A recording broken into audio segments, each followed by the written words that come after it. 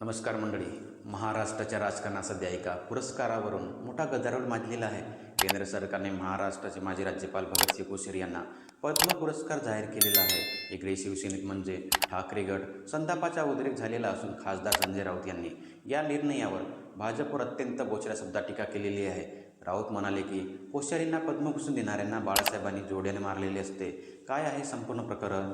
राऊतांनी भाजपला नेमकं कसं घेतलेलं आहे पाहूया आजच्या विशेष व्हिडिओमध्ये. नमस्कार मंडळी, मी गंगाधर चित्रेमारे.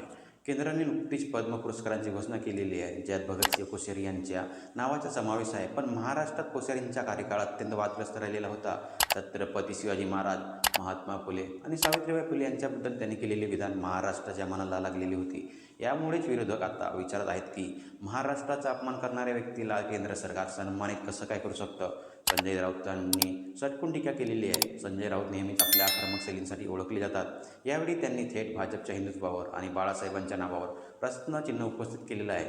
राऊत म्हणाले आहेत की ज्या माणसाने महाराष्ट्राच्या दैवतांचा अपमान केला, ज्यांना हा पुरस्कार देणं म्हणजे महाराष्ट्राच्या अस्मितेवर जखमेवर मीठ चोळण्यासारखं आहे. पुढं ते असे म्हणाले की जर आज शिवसेना प्रमुख बाळासाहेब ठाकरे असते तर त्यांनी हा निर्णय घेतला, त्यांना त्यांनी जोड्याने मारलेले असते. व यातच राऊतांनी आरोप केलेला आहे की हा पुरस्कार देऊन भाजपने हे सिद्ध केलं आहे की त्यांना महाराष्ट्राच्या महापुरुषांपेक्षा स्वतःचे राजकीय नेते मोठे वाटतात.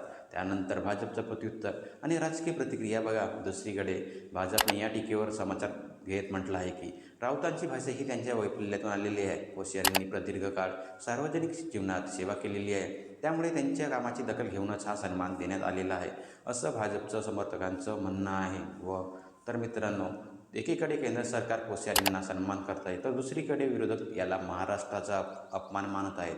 तुम्हाला काय वाटतं? भगतसिंह कोश्यारींना पद्मभूषण देणं हे निर्णय योग्य आहे का? आणि संजय राऊतांनी केलेली ही टीका तुम्हाला पटते का? तुमच्या प्रतिक्रिया कमेंट्स बॉक्समध्ये नक्की कळवा.